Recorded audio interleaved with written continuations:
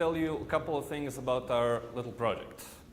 So, when you were children, some of you read this. Now, I'm a bit younger, so when I was a kid, I read more of this. But let's say that nowadays, we want to read something. What are we going to read? Well, if you're ecologically aware and very nostalgic, have no fear. It's all okay, because the same material is still being recycled. 60 years have passed, but we still get the same material over and over again. Okay, so for some people this is completely okay, and that's no problem. But about 13 plus million of us got really bored of this. Very, very much so. So, of course, we decided to fix the problem. How? Well, we made a marketplace for independent comic book authors to come and share their works with everyone else who would like to read their works. So, we've done much development, and more or less the site is almost operational fully. We have most of the features required for something like this, including an online reader and other things necessary.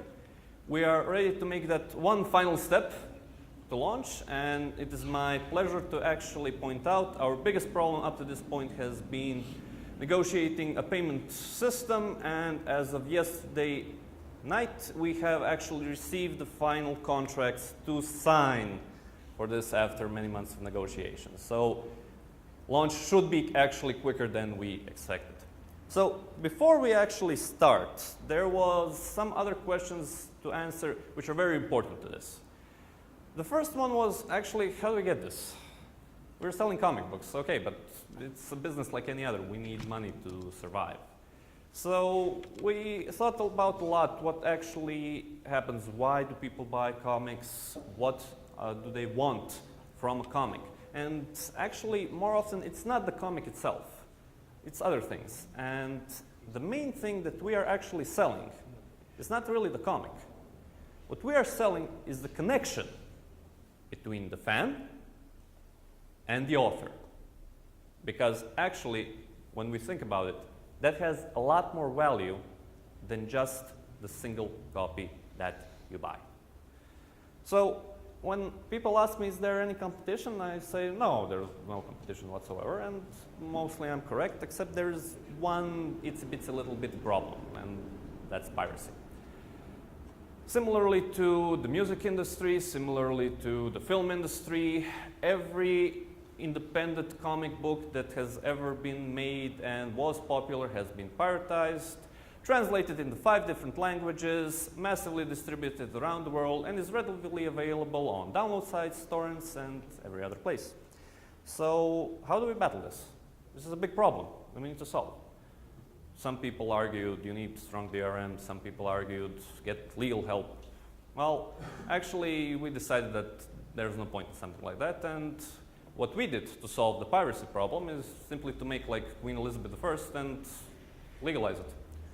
So, quite simply, we took all these passionate fans who were doing the translation work, the editing work, the distribution work, everything else, and we hired them.